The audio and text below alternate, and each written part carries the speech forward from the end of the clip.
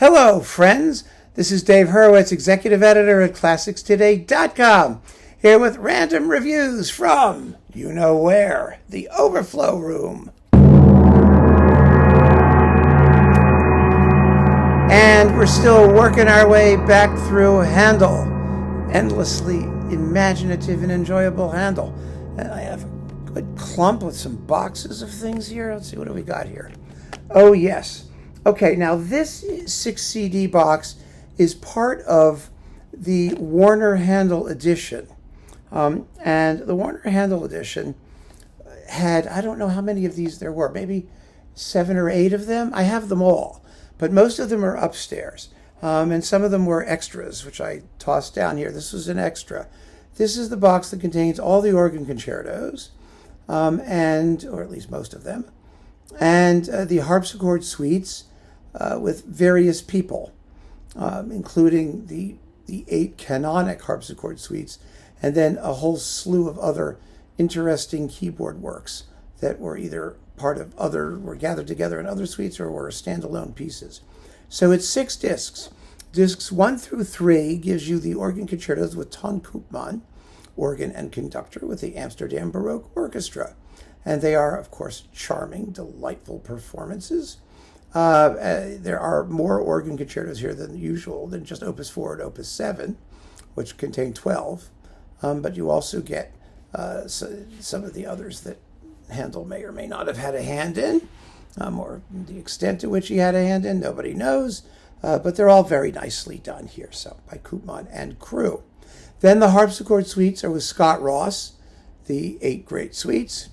And then the others, or a bunch of the others, are performed here by Olivier Beaumont, and they're all wonderful players. I mean, they're very, very good. And you've got some interesting individual pieces, like the Sonata in C major, the Fantasy in C major, the Preludio ed Allegro in G minor, the Capriccios in G minor and F major, the Fugues in G minor and B flat major, Chaconnes in G major and D minor. It was a great way to get some unusual Handel keyboard works. They're authentic, but people don't play them very often, and they're not well known. So there's so much Handel that's not well known. It's kind of amazing. So there it is, organ and harpsichord music. Maybe that's why I had 2 of them, for the repertoire. Then we've got, the fireworks and water music, of course, with Collegium Aurem. I loved all these Collegium Aurem records. This is on Deutsche Harmonia Mundi, back in the day, when it was hard to find Deutsche Harmonia Mundi because they were European imports in the U.S. They were issued on Pro Arti, some of these, not all of them. There are so many performances of this music now. In the original versions of the fireworks music particularly, that it's easy to forget these. But these come from the dawn of the period instrument movement. They were recorded in, that recording compilation was 1995. But I'm sure the recording dates, I know they've got to be much earlier. Let's see if they tell us. I mean, that would be a gift, wouldn't it? Baroque Esprit. Oh, the Baroque Esprit edition. Yeah, okay, who cares? And let's look. Up, there we go. 71. Yeah, of course. It was early in the period instrument universe, and the Collegium Aurem was a group that did not sound very period instrumenty. They weren't determined to sound, austere unto death and screechy scrappy. They had a lovely overall sound with strings that sounded like strings. It was kind of nice. And a lot of their performances have held up quite well. So this was lovely. Not my favorite fireworks music, but the water music's really good. This is fantastic. Oh, my God. This is Saul with Macaris. Yes. Fabulous, fabulous, glorious, appropriately ornamented period instrument style. But it's the English Chamber Orchestra, so it's not period instruments. And the Leeds Festival Chorus. Now, Saul is a huge oratorio. I mean, it's big. This is on 3 compact discs. It was recorded in 1972. It's going to last probably a good 3 hours or so, give or take a few. Saul is Donald McIntyre. Jonathan is Ryland Davies. David is the awful James Bowman, countertenor. Ugh. Unfortunately.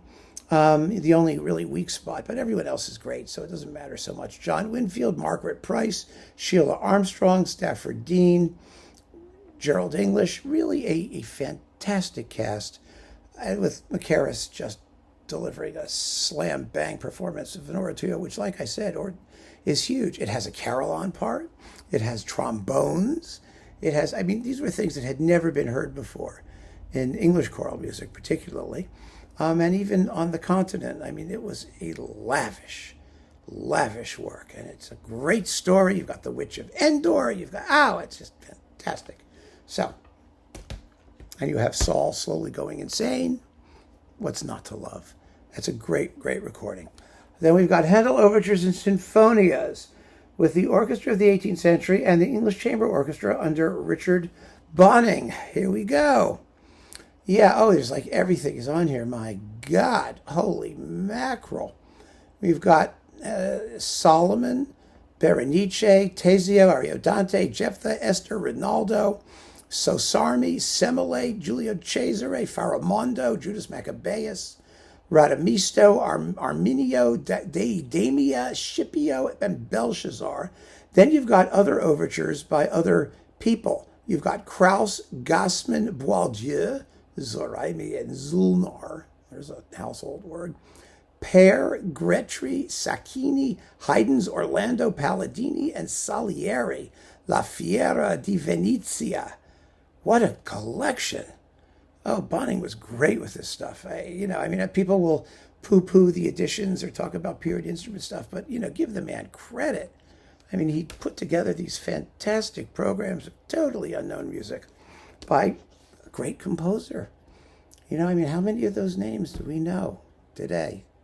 And last but not least, another one of those fabulous Minkowski productions, Hercules.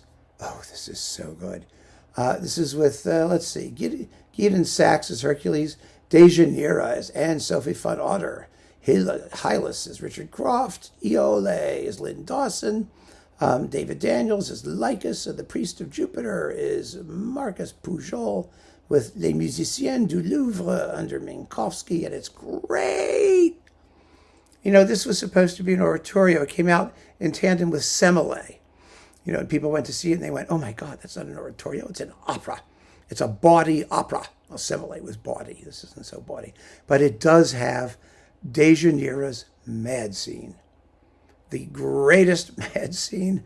Until like Lucia de Lammermoor and Verdi's Macbeth, it's just fantastic. And Tristan, of course, But, oh my God. And Anne-Sophie von Otter is marvelous.